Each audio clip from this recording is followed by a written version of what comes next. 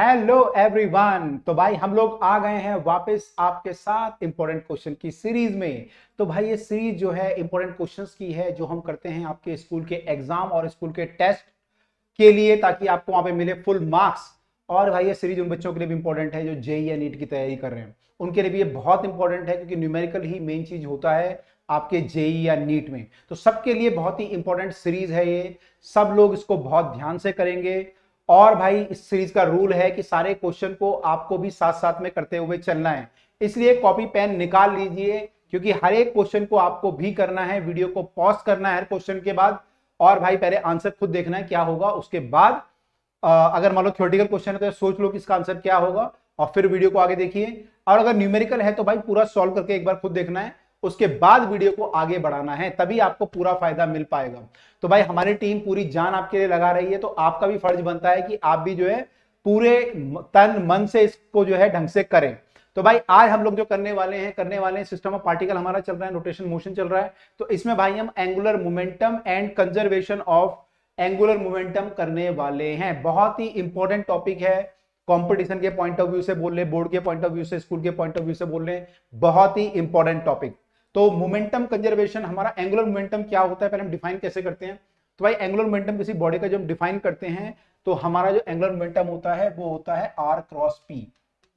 Are cross P से हम लोग या मोमेंटम इनटू डिस्टेंस बोल सकते हैं हम लोग, ये हमारा होता है एंगुलर मोमेंटम, एल से हम लोग डिनोट करते हैं। तो एंगुलर मोमेंटम हमारा होता है लीनियर मोमेंटम इनटू डिस्टेंस। तो मान लो कोई पार्टिकल सर्कल में मूव कर रहा है और आपसे पूछें इसका एंगुलर मोमेंटम कितना है सेंटर के अबाउट, तो हम बोलेंगे कि इसका वेलोसिटी है v। तो लीनियर मोमेंटम mv हो गया, और mv इंटू आर करना है, r हमारा ये हुआ, तो mv क्रॉस r करेंगे तो कितना आएगा r into mv into sine, angle कितना दोनों के बीच का, एंगल है दोनों के बीच का 90, तो साइन 90 हो जाएगा, साइन 90 इज 1, तो ये हमारा हो जाएगा mvr। तो भाई ये एंगुलर मोमेंटम हमारा mvr हो जाएगा अगर हमारा कोई पॉइंट मास मूव कर रहा है। लेकिन अगर मान लीजिए कोई पॉइंट मास नहीं है, कोई डिस्क है, कोई स्फीयर है और वो रोटेट कर रहा है, मान लीजिए कोई डिस्क है और ये अपने एक्सिस के अबाउट घूम रही है, तो इसका जो एंगुलर मोमेंटम लिखते हैं वो लिखते हैं हम आई ओमेगा से। जैसे लीनियर मोमेंटम क्या होता है मास इंटू वेलोसिटी, ऐसी एंगुलर मोमेंटम होता है inertia into velocity, angular velocity. तो आई ओमेगा हमारा जो है लीनियर एंगुलर मोमेंटम हो जाएगा। तो डिस्क का जो भी इनर्शिया होगा वो आप लेंगे, ऐसे मान लो स्फीयर है, जो भी बॉडी आपकी होगी उसका हम लोग इनर्शिया लेंगे, तो वहां से हमारा एंगुलर मोमेंटम आ जाएगा।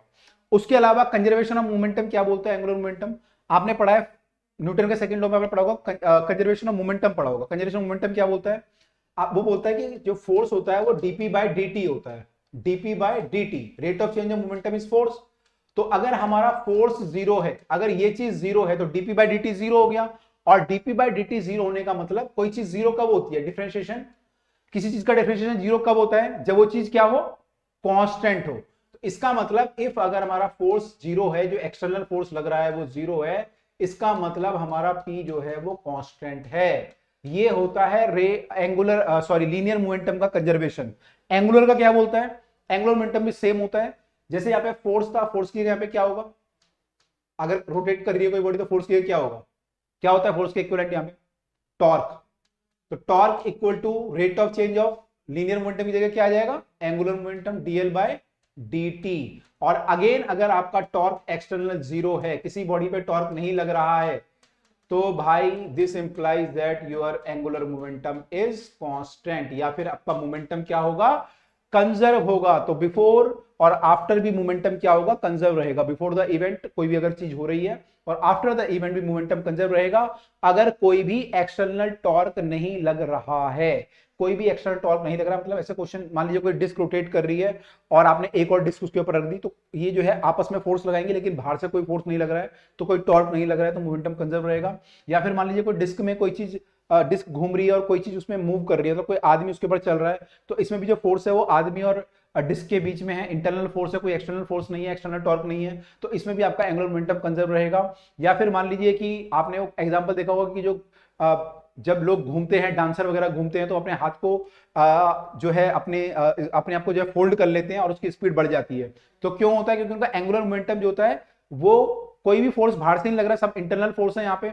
तो अपना जो वो हाथ अंदर लाते हैं तो इनर्शिया कम हो जाता है। आप लोगों ने इनर्शिया पढ़ा है पिछली वीडियोस में, पिछली वीडियो में हमने डिस्कस किया इनर्शिया, तो इनर्शिया जो है डिस्टेंस पे डिपेंड करता है, डिस्टेंस ज्यादा है तो इनर्शिया ज्यादा होगा, लेकिन डिस्टेंस अगर कम हो गया तो इनर्शिया कम हो गया। इनर्शिया कम हो गया लेकिन एंगुलर मोमेंटम आपका सेम रहना चाहिए क्योंकि कोई एक्सटर्नल टॉर्क नहीं है। तो अगर इनर्शिया कम हो गया, इनर्शिया कम हो गया तो ओमेगा को क्या करना पड़ेगा, इंक्रीज, क्योंकि एल सेम, एल आपका सेम रहना चाहिए। तो ये ओमेगा जो है आपका बढ़ जाता है जब आई कम होता है, तो इस सब केसों में एंगुलर मोमेंटम हमारा कंजर्व रहता है। चलिए अब स्टार्ट करते हैं क्वेश्चंस को। तो भाई थ्योरी भी हम लोग ना बेसिक बेसिक डिस्कस करते रहते हैं जो आपको रिक्वायर्ड होती है। तो अब हम लोग डिस्कस कर रहे हैं, पहले क्वेश्चन की तरफ मूव कर रहे हैं। तो भाई सब लोग कॉपी निकाल लीजिए और अगर थ्योरेटिकल क्वेश्चन आ रहा है तो सोच लीजिए आंसर क्या होगा, वीडियो को पॉज करके, और अगर न्यूमेरिकल आ रहा है तो भाई सब लोग कॉपी में करेंगे सॉल्व, ठीक है। चलिए, तो how is angular momentum related to linear momentum, linear momentum angular momentum में क्या रिलेशन होता है तो ऑलरेडी आपको बता चुका हूं, आर क्रॉस पी होता है। तो आर क्रॉस पी करेंगे तो आरपी साइन थीटा आ जाएगा, तो दिस इज द रिलेशन, ठीक है। दूसरा question, a planet revolve around the massive star in an elliptical orbit, एक जो प्लेनेट है वो किसी स्टार के अलोंग इलिप्टिकल ऑर्बिट में घूम रहा है, मान लो ये स्टार है और ये इलिप्स में घूम रहा है, ठीक है। इलिप्टिकल मतलब क्या होता है, तो मैथ्स वालों को तो पता होगा लेकिन इनके मैथ्स नहीं है, उनको बता दूं कि लगभग ऐसी शेप होती है अंडाकार टाइप की, तो उसको इलिप्स बोलते हैं, इसकी कुछ प्रॉपर्टीज होती हैं, तो खैर वो रिक्वायरमेंट नहीं है हमें, लेकिन ऐसा मान लो कि सर्कल से थोड़ा सा फैला हुआ सर्कल होता है ना। तो इसके अराउंड जो है आपका कोई प्लेनेट घूम रहा है स्टार के अराउंड, इनफैक्ट सन के अराउंड भी जो सारे प्लेनेट घूमते हैं वो ऐसी इलिप्स में घूमते हैं, ठीक है। केपलर का लॉ है ये, आगे पढ़ोगे आप ग्रेविटेशन चैप्टर में कि सारे जो है ये सर्कल में नहीं घूमते, वो छोटे बच्चों को पढ़ाया जाता है कि सर्कल में घूमते हैं सारे प्लेनेट, बड़े बच्चों को ये पढ़ाया जाता है जो आपको कि ये इलिप्स में घूमते हैं, ठीक है, इलिप्स में घूमते हैं। तो आपको बताना है क्या इसमें एंगुलर मोमेंटम कांस्टेंट रहेगा, क्या रीजन है, क्या कांस्टेंट रहेगा या नहीं रहेगा, और क्या रीजन है अगर रहेगा तो भाई अगर मैं देखूं यहां पे जो आपका प्लेनेट घूम रहा है इस पे कौन सा फोर्स काम कर रहा है, इस पे ग्रेविटेशन फोर्स काम कर रहा है, और किधर को काम करेगा, टुवर्ड द स्टार, स्टार उसको खींचेगा, तो इसलिए वो घूम रहा है, इस फोर्स के कारण घूम रहा है, तो ये घूमेगा, तो जब भी ये प्लेनेट कहीं पे भी होगा इसका फोर्स यहाँ पे होगा। अब अगर मैं इस स्टार के अबाउट एंगुलर मोमेंटम निकालूं तो एंगुलर मोमेंटम क्या होता है या टॉर्क क्या होता है, अगर मैं टॉर्क निकालूं, टॉर्क क्या होता है मेरा, टॉर्क मेरा होता है फोर्स इनटू परपेंडिकुलर डिस्टेंस। जिन लोगों ने टॉर्क की वीडियो नहीं देखी है देख लीजिएगा, क्योंकि हमने टॉर्क की वीडियो ए और बी में सब डिस्कस कर चुके हैं। टॉर्क हमारा होता है फोर्स इनटू परपेंडिकुलर डिस्टेंस, और भाई जब फोर्स हमारा इसी पॉइंट से पास करेगा तो परपेंडिकुलर डिस्टेंस तो है ही नहीं, जीरो है। अगर हमारा फोर्स उसी पॉइंट से पास कर रहा है जहां से आप टॉर्क निकालना चाह रहे हो तो परपेंडिकुलर डिस्टेंस तो जीरो है। अगर ये फोर्स यहां कहीं से पास कर रहा होता तो हम परपेंडिकुलर डिस्टेंस निकालते, लेकिन वो तो हो ही नहीं रहा। तो हमारा जो फोर्स है वो इसी पॉइंट से पास करने के कारण क्या हो रहा है, परपेंडिकुलर डिस्टेंस हमारा जीरो हो जा रहा है, और अगर परपेंडिकुलर डिस्टेंस हमारा जीरो है तो हमारा टॉर्क भी क्या आ जाएगा, zero, because D is zero. और भाई अगर टॉर्क एक बार जीरो हो गया तो एंगुलर मोमेंटम क्या हो गया, एंगुलर मोमेंटम हो गया कांस्टेंट, एल हो गया कांस्टेंट। तो this implies that L is constant. तो हमारा एंगुलर मोमेंटम यहां पर भी क्या होता है, कंजर्व रहता है। तो पार्टिकल का एंगुलर मोमेंटम हमारा कंजर्व रहता है, यानी कि उसकी जो इनर्शिया होता है इनटू ओमेगा जो होता है वो कांस्टेंट रहता है, ठीक है। तो क्या होता है जब पार्टिकल देखो दूर है यहाँ पे तो इनर्शिया क्या होगा, ज्यादा होगा, तो इस समय स्पीड क्या होगी हमारी, कम होगी, तो धीरे धीरे मूव करेगा। और जब ये पार्टिकल पास आ जाएगा तो क्या होगा, इनर्शिया कम हो जाएगा, एमआर स्क्वायर इनर्शिया होता है, पॉइंट ऑब्जेक्ट अगर हम ले तो इसके अबाउट एमआर स्क्वायर हो जाएगा, तो इनर्शिया हमारा एमआर स्क्वायर है, तो हमारा वो इनर्शिया कम हो जाता है, तो इसकी स्पीड यहाँ पे बढ़ जाती है, ठीक है। तो यहाँ पे स्पीड कम होती है, यहाँ बढ़ जाती है, तो आप पढ़ोगे ग्रेविटेशन चैप्टर में, ठीक है। अच्छा, कई बच्चे कह रहे होंगे सर आप पॉइंट मास क्यों बोल रहे हैं उसको, ये तो प्लेनेट है, बहुत बड़ा प्लेनेट है। तो पॉइंट मास इसलिए बोल रहा हूँ कि अगर पूरे सिस्टम को आप सोलर सिस्टम को देखें या जो भी ये सिस्टम उसको देखें तो ये डिस्टेंस बहुत ज्यादा होता है, तो उसके रिस्पेक्ट में ये पॉइंट है, उसके रिस्पेक्ट में क्या है, ये पॉइंट है, बच्चा है, ठीक है। तो इसलिए हम लोग बोल रहे हैं कि इसका जो है पॉइंट मास इसको मानेंगे और इसका फिर उस हिसाब से इनर्शिया एमआर स्क्वायर लेंगे। क्लियर हुआ, डन, आगे चलें। ओके चलिए आगे मूव करते हैं। तो ये सब लिखा हुआ है उसमें कि टॉर्क हमारा जीरो होता है इसलिए एंगुलर मोमेंटम कंजर्व रहता है। Okay, which physical quantity are represented by, physical quantity जो होती है कौन सी रिप्रेजेंट करोगे, rate of change of angular momentum, DL by DT क्या होता है, अभी आपने देखा था। Rate of change of angular momentum क्या होता है, rate of change of linear momentum क्या होता है, फोर्स। तो rate of change of angular momentum क्या होता है, टॉर्क। अभी तो किया था टॉर्क, इसका आंसर है टॉर्क, ठीक है। ओके अगला, which physical quantity are represented by I into omega. अगर मैं आई इंटू ओमेगा करूं तो क्या है, तो भाई अब सोचो आई क्या होता है, इनर्शिया। इनर्शिया अगर हम देखें ट्रांसलेशन मोशन में तो किसको रिप्रेजेंट करता था, इनर्शिया किसके इक्विवेलेंट है, तो इनर्शिया हमारा वैसे ही है जैसे कि ट्रांसलेशन में क्या होता था, मास। जैसे ट्रांसलेशन में मास होता था वैसे ये है।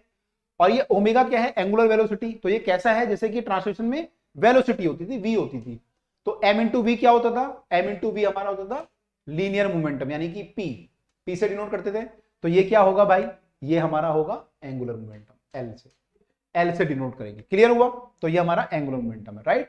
तो ये एल है और डीएल बाई डी टी हमारा टॉर्क, अगर इसको डिफरेंशिएट करेंगे तो टॉर्क आता है, राइट। चलिए, तो अगर इसको डिफरेंशिएट करेंगे तो क्या आएगा, वैसे अगर दोनों तरफ डिफरेंशिएट करूं तो आई तो कांस्टेंट रहेगा, ओमेगा का डिफरेंशिएशन आ जाएगा अल्फा, और एल का डिफरेंशिएशन आ जाएगा डीएल बाई डी मतलब torque.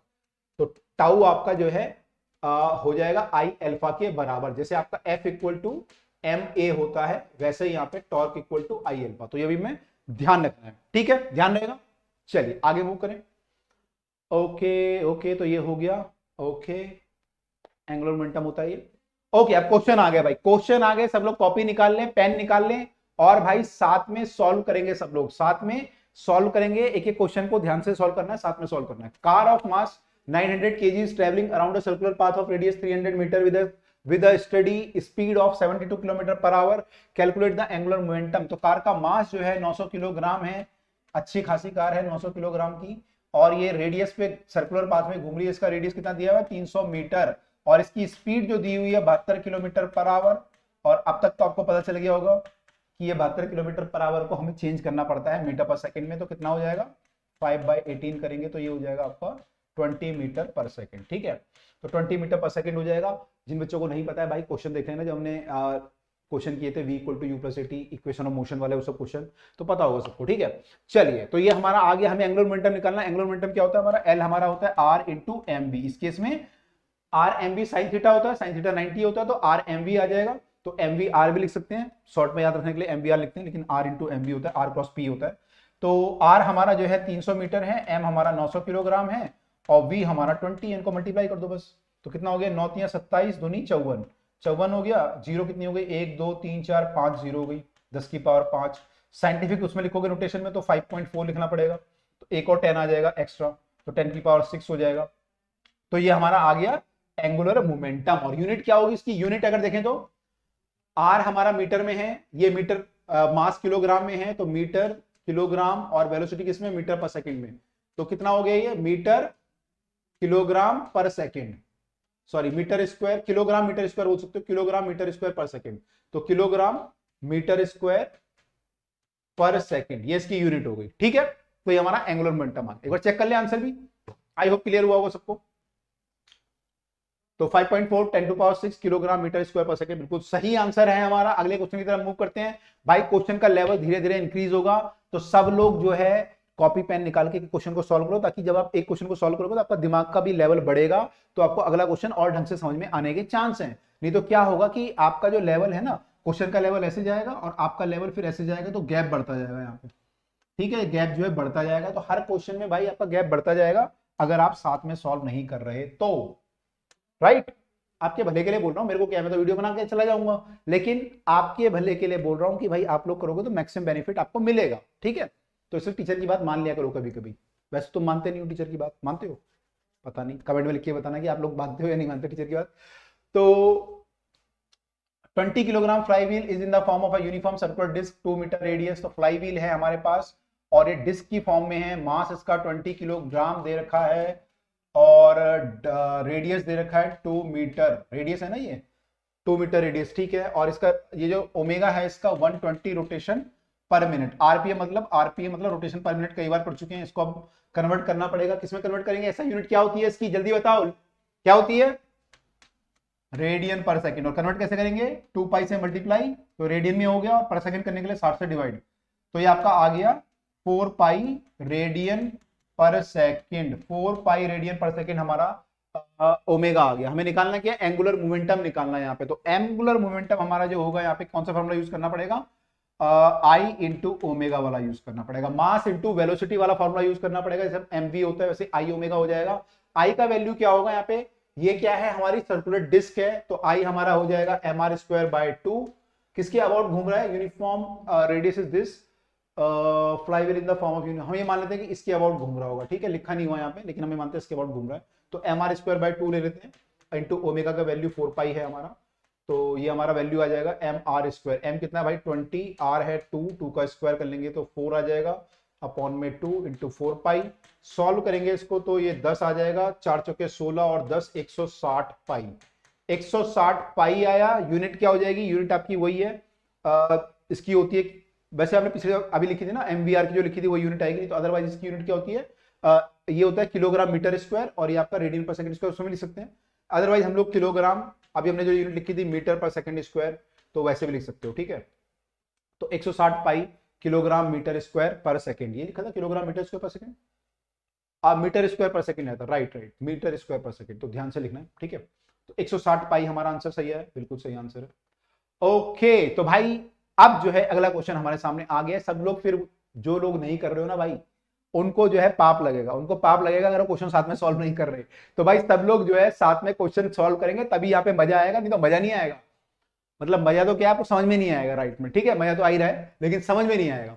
Okay, uniform circular disc of mass 200 gram, इस बार मास आपका 200 ग्राम है, तो 0.2 किलोग्राम कर देते हैं डायरेक्टली। रेडियस आपकी 4 सेंटीमीटर है, तो इसको भी ऐसा यूनिट में कन्वर्ट कर लेते हैं। 4 सेंटीमीटर को करेंगे तो मेरे ख्याल से 0.4 सेंटीमीटर की जगह मीटर आ जाएगा। 4 को 100 से डिवाइड किया है मैंने, आपको पता होगा, बहुत क्वेश्चन कर चुके हैं अब। 4 को 100 से डिवाइड किया है, तो ये घूम रहा है इस बार अबाउट अ डायामीटर, अबाउट इसके घूम रहा है, ये इसके अबाउट घूम रहा है, ठीक है। एंगुलर स्पीड इसका दे रखा है आपको इस बार, omega is 10 radian per second, ऐसा यूनिट में दे रखा है, बहुत अच्छी बात है। तो इस बार अच्छी बात है में दे रखा है। Find the angular momentum about the axis of rotation, L निकालना है आपको, तो एल अगेन जो है आई ओमेगा हो जाएगा, लेकिन इस बार आई का वैल्यू कितना होगा, कितना होगा आई का value, M R square upon में कितना आएगा, एम आर स्क्वायर अपॉन में इसका क्या होता है डिस्क का, अपॉन में 4, एम आर स्क्वायर अपॉन में 4 हो जाएगा, ओमेगा आपको पता ही है, तो आपको वैल्यू पुट कर देनी है 0.2, और आर का स्क्वायर करेंगे तो इसकी हालत और खराब हो जाएगी, पहले ही 0.4 है ये, तो 0.16 हो जाएगा, 0.0016, ठीक है। और अपॉन में 4 इंटू 10 से मल्टीप्लाई करनी है, तो ये 10 से मल्टीप्लाई करोगे तो 2 आ जाएगा, 2 अपॉन में 4 यानी 1/2 आ जाएगा, 1/2 इंटू 0.0016, तो भाई ये 2 से डिवाइड करोगे तो 0.0008 आ जाएगा, सॉरी 3 जीरो, कितनी जीरो आएंगी, 1 2 और 3 जीरो, हाँ 3 जीरो और 8 आ जाएगा, तो हम लिख सकते हैं 8 इंटू 10⁻⁴, ठीक है। अदरवाइज आप क्या कर सकते हैं, यहाँ पे 16 इंटू 10⁻⁴ लिख सकते थे, फिर 2 से डिवाइड करते तो 8 इंटू 10⁻⁴ आएगा, फाइनली यूनिट वही हो जाएगी kilogram metre square per second, ठीक है। तो 8 into 10⁴ kilogram metre square per second हमारा एंगुलर मोमेंटम आ रहा है। एक बार आंसर भी चेक कर लेते हैं, 8 इंटू 10⁻⁴ जूल पर सेकंड लिखा है, तो ये भी लिख सकते हैं, ठीक है। अब आप बोलोगे सर ये कैसे आया, हमें क्या निकालना है यहाँ पे, एंगुलर मोमेंटम, तो ये कैसे आया यूनिट, जूल सेकंड कैसे आई, ये ऐसे आई कि क्या यूनिट लिखी, जूल सेकंड, ओके। इसमें ये करा होगा इन लोगों ने कि टॉर्क जो होता है आपका, टॉर्क आपका होता है dl/dt, तो अगर हम डायमेंशन वाइज देखें तो उसकी डायमेंशन एल की होगी, इसकी डायमेंशन टी की होगी, तो एल की डायमेंशन क्या आ जाएगी, या यूनिट क्या आ जाएगी, टाउ इंटू टाइम। टाउ क्या होता है आपका, टाउ होता है फोर्स इंटू डिस्टेंस, तो ये हो जाएगा न्यूटन इंटू सेकेंड, और ये भी आपका सेकंड हो जाएगा, तो न्यूटन सेकंड स्क्वायर हो जाएगा। अच्छा, जूल क्या होता है आपका, जूल आपका होता है, जूल आपका होता है, कुछ हम गलती कर रहे हैं, टॉर्क हमारा होता है डिस्टेंस, सॉरी टॉर्क हमारा होता है फोर्स इंटू डिस्टेंस, तो यानी न्यूटन इंटू मीटर होगा, है ना, तो टाउ हो जाएगा newton into metre, newton metre, और ये सेकंड हो जाएगा इंटू सेकंड, ठीक है। अब जो जूल होता है, जूल आपका होता है वर्क, वर्क होता है फोर्स इंटू डिस्प्लेसमेंट, तो इसकी यूनिट जो होती है वो जूल भी लिख सकते हो आप ये वाली, तो ये जूल सेकंड हो गया, जूल सेकंड, तो इसलिए इन्होंने यूनिट ये लिखी है। वैसे जरूरत नहीं है, आप लोग अगर वो भी लिख लोगे तो कोई गलत नहीं है, kilogram metre square per second हमारा आंसर ठीक है, ठीक है। आई होप क्लियर हुआ होगा, राइट। चलिए अगला क्वेश्चन देखिए, देखो धीरे धीरे लेवल बढ़ रहा है। अब ये क्वेश्चन देखिए क्या है, a bullet of mass 10 gram, speed of 500 metre is fired on a door and get embedded at the centre of the door. तो भाई यहाँ पे जो गोलियां चल रही हैं, है ना, गोलियां चल रही हैं यहाँ पे डोर पे, तो यहाँ पे जो डोर है, मैं मान लेता हूँ कि मैं ऊपर से देख रहा हूँ टॉप से, ठीक है, तो मैं ऊपर से देख रहा हूँ गोलियां चल रही हैं, तो भाई गोलियां जो चल रही हैं इसलिए मैं ऊपर चला गया डर के मारे, तो मैं ऊपर से देख रहा हूँ आपकी यहाँ पे गोलियां चल रही हैं। तो बुलेट का मास जो है वो 10 ग्राम है, स्पीड 500 है, और ये कहाँ पे, सेंटर ऑफ द डोर पे हिट होती है, ये यहाँ पे हिट होती है बिल्कुल सेंटर पे। तो और सेंटर समझ रहे हो, मतलब ये डोर है पूरा खुलने वाला, तो इसके सेंटर पे मतलब ये अगर पूरी लंबाई एल है तो L/2 पे जाके ये हिट हो रही है यहाँ पे, और इसकी वेलोसिटी कितनी है 500 मीटर पर सेकेंड, और मास का जो है 10 ग्राम है। तो मास को हम लिख सकते हैं 10 इंटू 10⁻³ किलोग्राम। किलोग्राम में करने के लिए 1000 से डिवाइड करते हैं, आपको पता ही होगा, तो वो मैंने किया है। ठीक है, तो डोर इज 1 मीटर वाइड, पूरी लेंथ इसकी 1 मीटर है, एंड वेट इज 12 kg, इसका जो मास है वो 12 kg है। If it is hinge at a one and, तो ये हिंज होता है एक एंड पे, आपको पता है हिंज का मतलब होता है, पहले भी हमने डिस्कस किया पिछली वीडियो में भी, जो आपकी आई हैं टॉर्क से रिलेटेड, कि हिंज का मतलब होता है कि ऐसा चीज, जैसे दरवाजे को हिंज करते हैं तो दरवाजे क्या होता है, फोर्स लग सकता है लेकिन टॉर्क नहीं लगता। मतलब दरवाजे को अगर आप घुमाओगे तो घूम तो जाएगा, लेकिन अगर आप बाहर खींचोगे दरवाजे को तो बाहर नहीं निकलेगा, तो घूम सकता है केवल। तो यानी कि ये दरवाजा जो है वो हिंज जो होता है वो फोर्स तो प्रोवाइड करता है, दरवाजे को बाहर निकलने नहीं देता, कुछ फोर्स प्रोवाइड करेगा ना, अगर आप फोर्स लगाओगे तो आपके अगेंस्ट फोर्स लगाएगा, लेकिन वो दरवाजे को घूमने से रोकता नहीं है। तो उसमें हिंज जो है वो, उसका मतलब ये होता है कि वो घूम सकता है। ठीक है, तो रोटेट कर सकता है ये। तो hinge at one end about the vertical axis, axis आपका वर्टिकली होता है, दरवाजे आपके जो होते हैं वो ऐसे ही खुलते हैं, ऐसे दरवाजा तो नहीं खुलता हमारा, वो तो पहले अकबर के जमाने में होते थे, लाल किले में होता था दरवाजा खुलता था, तो उसका हिंज ऐसा होता था हॉरिजॉन्टल, लेकिन अभी तो वर्टिकल वाले दरवाजे ही हमारे, हमें लोग इतने लाल किला तो नहीं हमारे पास जो है।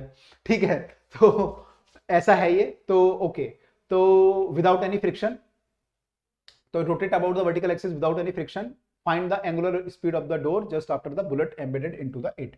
जब जैसे बुलेट घुसेगी तो इसका एंगुलर स्पीड क्या होगी। ठीक है, तो किस चीज का क्वेश्चन है ये, किस टॉपिक का क्वेश्चन है ये।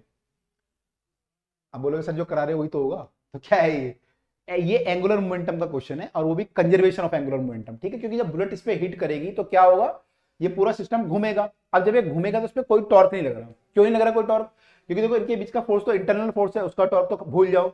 और जो यहाँ पे आपका फोर्स लग सकता था दरवाजे पे, वो आपका हिंज जो है टॉर्क लगाता नहीं है कोई, केवल फोर्स लगाता है, तो टॉर्क कहीं से लग ही नहीं सकता इस पे, तो इस पे कोई भी टॉर्क नहीं लग रहा, इस डायरेक्शन में कोई टॉर्क नहीं है। ठीक है, जब इधर को घूम रहा है तो इस पे कोई टॉर्क नहीं है जो इसको ऐसे घुमा सके। अगर mg की बात करोगे, mg भी नीचे लग रहा है, तो उसका भी टॉर्क कोई ऐसा नहीं है जो इसको ऐसे घुमा सके, तो कोई टॉर्क यहाँ पे नहीं है जो इसको जो है घुमाए।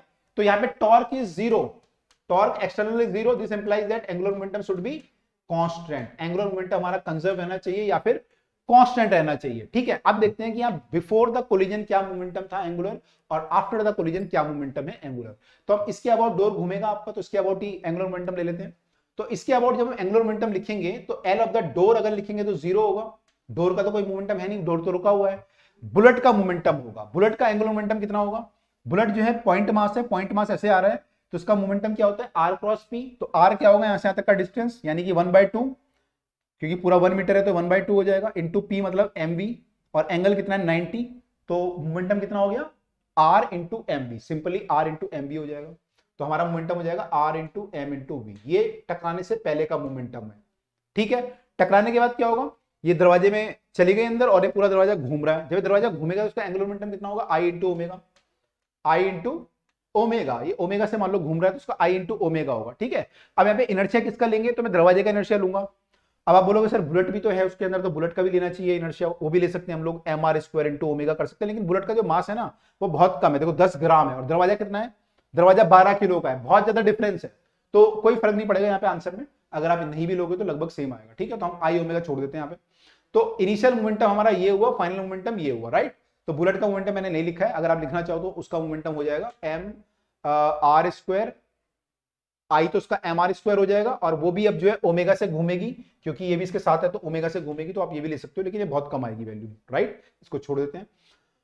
चलिए, तो ये हमारा जो वैल्यू आ रहा है, आर कितना है हमारा, आर हमारा हो जाएगा यहाँ पे 1/2 मीटर, डिस्टेंस यहाँ से 1/2 मीटर जो बुलेट आ रही थी, 1/2 मीटर इंटू मास कितना है बुलेट का 10/1000, 10/1000 है, और वी कितना है 500 मीटर पर सेकेंड, इक्वल टू आई, आई कितना होगा दरवाजे का आई होगा mr², एम मतलब नॉट mr², दरवाजा जो है एक रॉड की तरह घूमेगा, तो रॉड का जो इनर्शिया होता है वो होगा इसके अबाउट, जो इनर्शिया होता है वो कितना होता है, वो आपका इनर्शिया होता है इस एक्सिस के अबाउट, रॉड का कितना होता है, जब रॉड घूमती है तो कितना होता है इनर्शिया, लिखा हुआ है यहाँ पे ml²/3 होता है, गलत लिखा है थोड़ा सा, ml²/3, तो ml², m इंटू एल मतलब पूरी रॉड का लेंथ लेंगे, 1 का स्क्वायर अपॉन में 3, ये इसका एनर्शिया हुआ, ओमेगा हमें निकालना है, इसको हम नेगलेक्ट मार देते हैं, इसको छोड़ देते हैं, ठीक है। तो हमारा कितना आया पूरा आंसर, ये सॉल्व करेंगे तो ये आपका आ जाएगा एक 500 से 1000 कट जाएगा 2, यहाँ पे आएगा 2 दूनी 4, 10/4, यहाँ पे 3 से कटेगा 4, तो ओमेगा आपका जो आया ये 4 आया, और यहाँ पे जो है ये अपॉन में 4 आया, तो 10/4 ये था और 4 चला गया, 10/16। तो ओमेगा आपका जो आ रहा है वो 10/16 आ रहा है, 10/16। ये 10 है, ये 4 है, ये 4 चला जाएगा 16 हो जाएगा।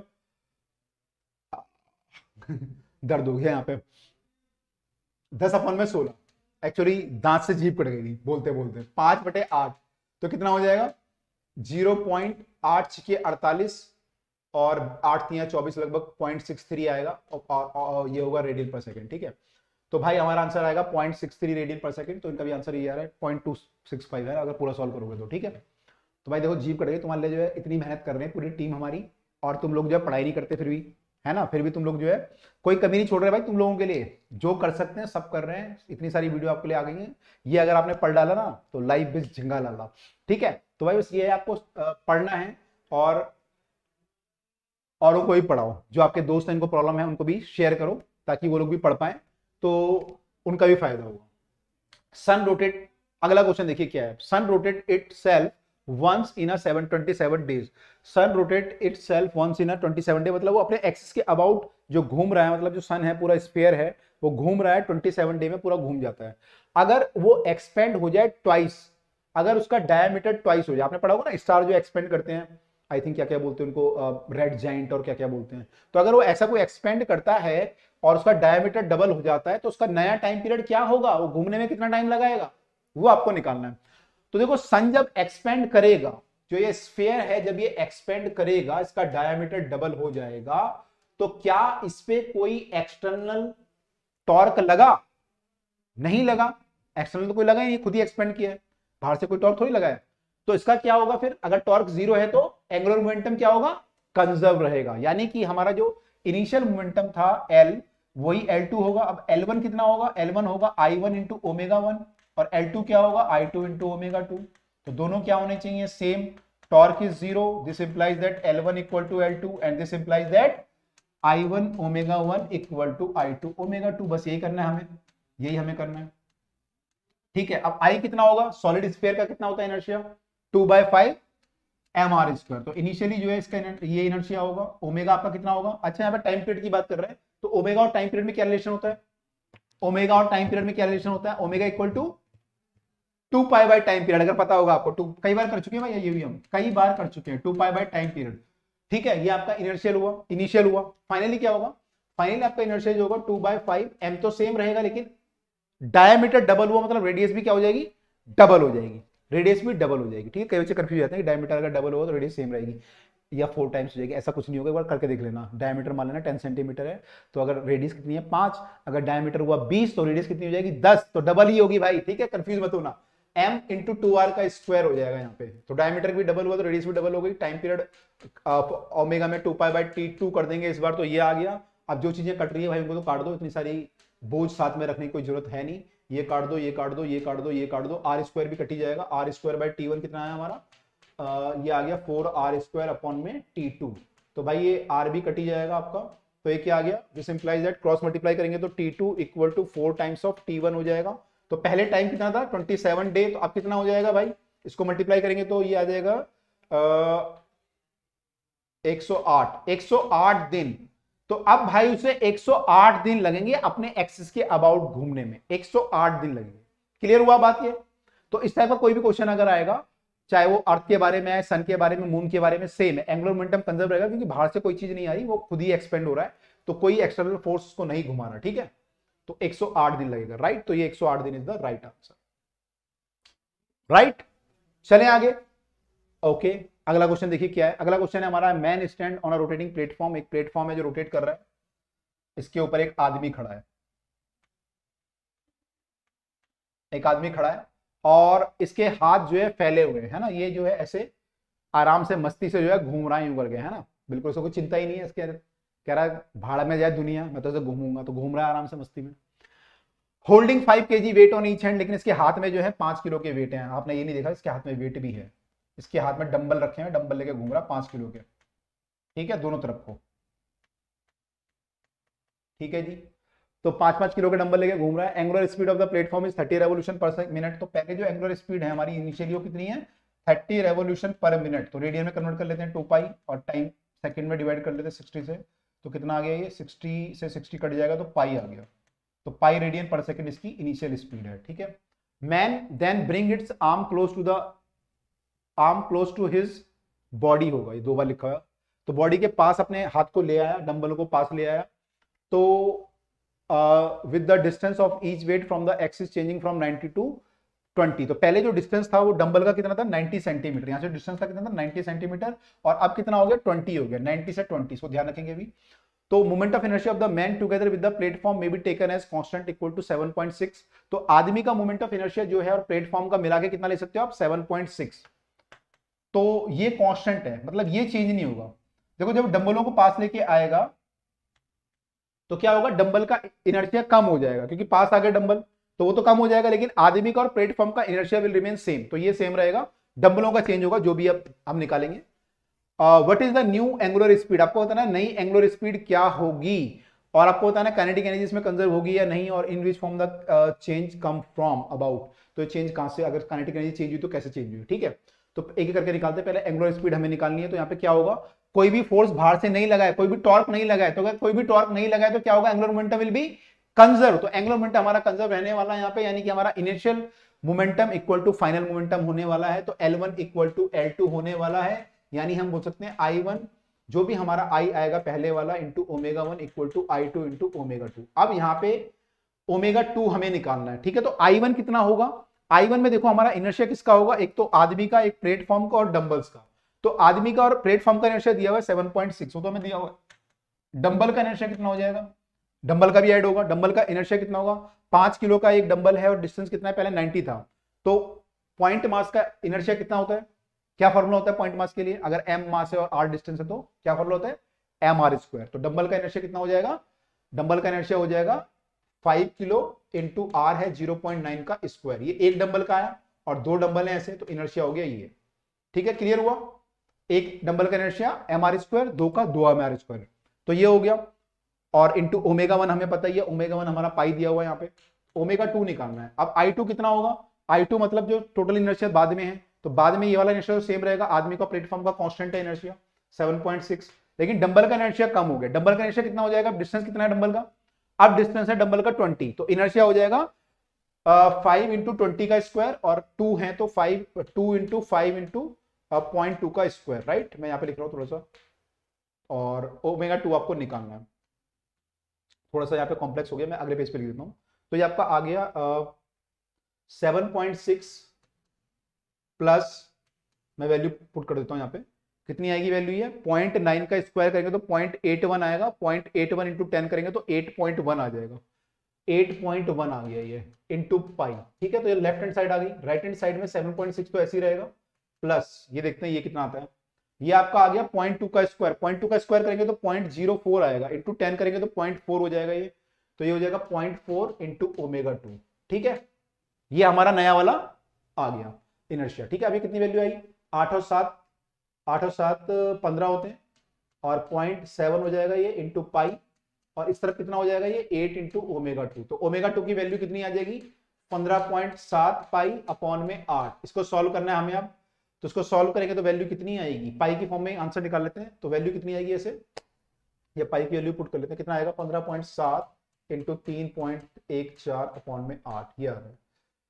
हो सॉल्व करना पड़ेगा, चलो सॉल्व करते हैं। 15.7 इंटू 3.14, 15.7 3.14, 4 से मल्टीप्लाई करेंगे 4 से 28, 7 से 2, 4 5 20 और 2 22, 7 से 2 4 एकम 4 और 2 6, 1 से मल्टीप्लाई करेंगे तो 147, 3 से मल्टीप्लाई करेंगे तो 7 21 हासिल 1, सॉरी हासिल 2, 5 15 और 2 17 हासिल 1, 3 एकम 3 और 1 4, 8 यहाँ पे आया, 7 और 2 9, 5 6 5 11 और 1 12 हासिल 1, 7 और 1 8 और 1 9 और 1 4 49, 3 के बाद डेसिमल लगेगा तो 49.29 आ रहा है, लगभग 50 आ रहा है लगभग, वैसे तो 49.298 आ रहा है, 49.298 डिवाइड बाय 8, ठीक है। 8 से डिवाइड करते तो 8 के 48, फिर कितना बचेगा यहाँ पे, 1 बचेगा, 12 बचेगा ये, तो 8 एकम 8, फिर बचेगा 4, 49 आएगा, तो 8 के 48, फिर 18 बचेगा, तो 8 दूनी 16, लगभग कितना आएगा 6.16। तो हमारा आंसर आ रहा है 6.16 और रेडियन पर सेकंड, क्योंकि ये ओमेगा था, ओमेगा 2 है ये हमारा, तो इतना हमारा आ जाएगा रेडियन पर सेकंड में। एक बार आंसर भी चेक कर लेते हैं कितना आंसर आ रहा है। हमारा आ रहा है 6.16, राइट। तो इनका आ रहा है, अच्छा इन्होंने आरपीएम में निकाला है, रोटेशन पर मिनट में, तो ये हमारा आ रहा है रेडियन पर सेकंड में। अगर हम आरपीएम में निकालते हैं इसको, तो क्या करना पड़ेगा, इसको हमें ऐसे छोड़ना पड़ता है एक्चुअली यहाँ पे, जो हमने वैल्यू निकाली है, ये वैल्यू हमारी कितनी थी, पाई की जगह यहाँ पे क्या आ जाएगा, हमारी वैल्यू थी ये 30 थी मेरे ख्याल, 30 रेवोल्यूशन पर मिनट।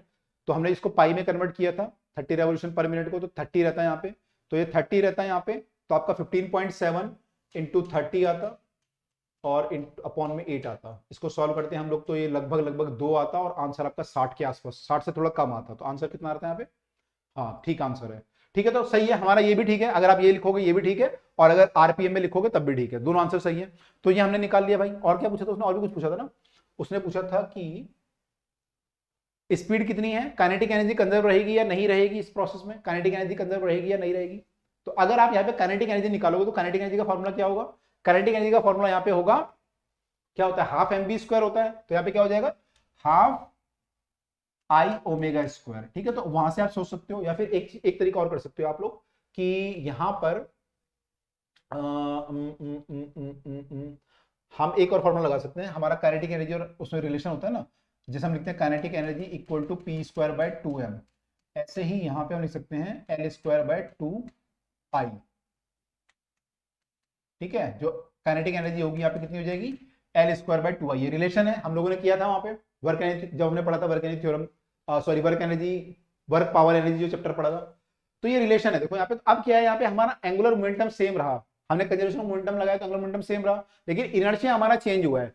तो अगर इनर्शिया चेंज होगा तो काइनेटिक एनर्जी क्या होगी, ऑब्वियसली चेंज होगी, काइनेटिक एनर्जी क्या होगी हमारी, चेंज होगी। तो काइनेटिक एनर्जी यहाँ पे सेम नहीं रहती है, आप चाहो तो निकाल के भी देख लेना वैल्यू, दोनों वैल्यू डिफरेंट आएंगी, ठीक है। तो काइनेटिक एनर्जी हमारी चेंज होगी। तो अगर हमारा इनर्शिया कम हुआ है तो काइनेटिक एनर्जी बढ़नी चाहिए इसमें।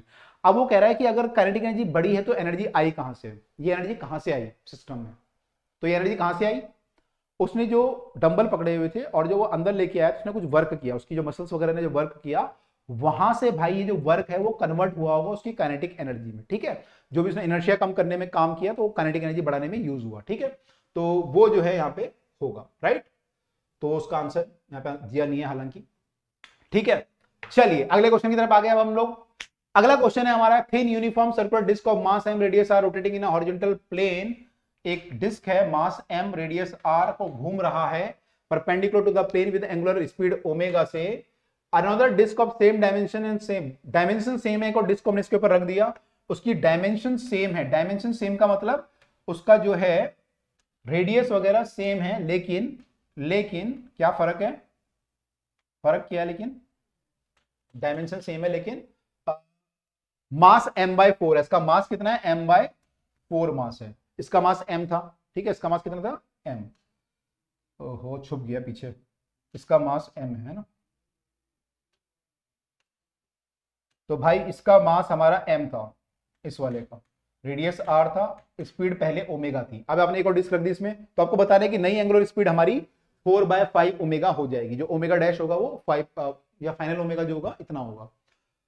तो देखो डिस्क के ऊपर जब डिस्क रखोगे तो क्या होगा, इस पे आपस में जब एक डिस्क घूम रही है, एक डिस्क रुकी हुई है, तो फिर क्या होगा, धीरे धीरे इसमें फ्रिक्शन फोर्स लगेगा, फिर दूसरी भी घूमने लगेगी, है ना, धीरे धीरे क्या होगा, दूसरी भी फिर घूमने लगेगी। लेकिन जब फोर्स वगैरह जो लगेंगे, फ्रिक्शन फोर्स या जो भी लगेगा, वो इंटरनल फोर्स या एक्सटर्नल फोर्स तो है नहीं। तो यहाँ पे जो टॉर्क वगैरह होगा इंटरनल टॉर्क होगा। तो इंटरनल टॉर्क अगर लग रहा है तो एंगुलर मोमेंटम क्या होगा हमारा, कंजर्व रहेगा। तो यहाँ पे हम कंजर्वेशन ऑफ एंगुलर मोमेंटम लगा सकते हैं। क्या हम यहाँ पे कंजर्वेशन ऑफ एनर्जी लगा सकते हैं, नहीं, क्योंकि फ्रिक्शन फोर्स जब लगेगा तो एनर्जी लॉस करेगा, तो वो नहीं लगा सकते, एनर्जी यहाँ पे कम हो जाएगी। इनफैक्ट आपको ये भी पूछता है कई बार कि एनर्जी कितनी कम हो जाएगी, तो आप क्या कर सकते हो, फाइनल काइनेटिक एनर्जी से इनिशियल काइनेटिक एनर्जी घटा सकते हो। तो काइनेटिक एनर्जी निकालने का formula half I omega square होता है। अगर आपको फाइनल ओमेगा मिल गया तो half I omega square minus करके आप निकाल सकते हो वैल्यू। अभी हम पहले ओमेगा निकालते हैं, ओमेगा होगा कितना फिर डिस्कस करेंगे उसको भी, ठीक है। तो अगर हम यहाँ पे कंजर्वेशन ऑफ मोमेंटम लगाएंगे कि टॉर्क जीरो है, एक्सटर्नल टॉर्क कोई है नहीं, तो हमारा क्या होगा, एल कांस्टेंट होगा। एल कांस्टेंट का मतलब हमारा आई ओमेगा कांस्टेंट होगा। अब इनिशियली इनर्शिया क्या होगा हमारा, एम आर स्क्वायर होगा, M R square by 2 disc है क्योंकि, तो M R square by 2 into omega रहा होगा। और अब कितना हो जाएगा, अब आपने एक और डिस्क रख दी तो inertia M R square by 2 तो हो गई, प्लस एक और डिस्क का इनर्शिया भी लेना पड़ेगा। कितना लेना पड़ेगा, m बाय 4 आर तो सेम है, हमारा डायमेंशन सेम है, अपॉन में 2, तो ये नया आया इंटू ओमेगा डैश। तो हमने क्या लिखा, I1 omega 1 equal to I2 omega 2। नया वाला I जो है दोनों डिस्क का मिला के है, ठीक है। तो एंगुलर मोमेंटम कंजर्व रहेगा, इसको सॉल्व करना है हमें। इसको सॉल्व करने के लिए क्या करते हैं हम लोग, एमआर स्क्वायर, एक काम करते हैं कि यहां पे एमआर स्क्वायर ओमेगा यहीं पे सॉल्व कर लेते हैं क्योंकि पीछे करेंगे बहुत गड़बड़ हो जाएगा, यहीं पे कर लेते हैं। एमआर स्क्वायर अपॉन में 2 इंटू ओमेगा था ये, इक्वल टू ये कितना हो गया, देखो यहाँ पे ये हो जाएगा एमआर स्क्वायर बाय 2 प्लस ये हो जाएगा MR square by 8, MR square upon में 8 इंटू होल के मल्टीप्लाई में ओमेगा डैश है, ठीक है। तो एमआर स्क्वायर को अगर हम उड़ा दें तो क्या बचेगा, ओमेगा बाय 2 बचेगा यहाँ पे, equal to 1/2 plus 1/8 into omega dash. अब यहाँ पे अगर इसको एलसीएम लेंगे तो 1/8 कितना आ जाएगा, ये एलसीएम 8 आएगा, तो ये 4 हो जाएगा, 4 और 1 5, 5/8 ओमेगा डैश आया। तो आपका आ रहा है omega by 2 equal to 5/8 omega dash. तो 2 से ये काट देंगे तो कितना हो जाएगा, 4 हो जाएगा ये। तो omega equal to 5/4 omega dash आ रहा है, और अगर मैं ओमेगा डैश निकालूं तो क्रॉस मल्टीप्लाई हो जाएगा, तो ओमेगा डैश कितना आ जाएगा हमारा, omega dash will come out omega into 4 upon में 5। तो नया वाला जो हमारा ओमेगा है वो हो जाएगा 4/5 ओमेगा, ठीक है। तो ओमेगा डैश की वैल्यू ये हो जाएगी। आई होप क्लियर हुआ सबको, ठीक है। तो ये हमारा नया वाला ओमेगा है। अब आप चाहो तो अगर काइनेटिक एनर्जी निकालना चाहो सिस्टम की, वो निकाल सकते हो। कैसे निकालोगे, आपको जो लेना पड़ेगा हाफ आई ओमेगा स्क्वायर, लेकिन इनर्शिया आपको पूरा लेना पड़ेगा, दोनों डिस्क का मिला के ये टोटल इनर्शिया लेंगे into half I omega square करेंगे, तो उससे हमारा इसका काइनेटिक एनर्जी आएगा, ठीक है।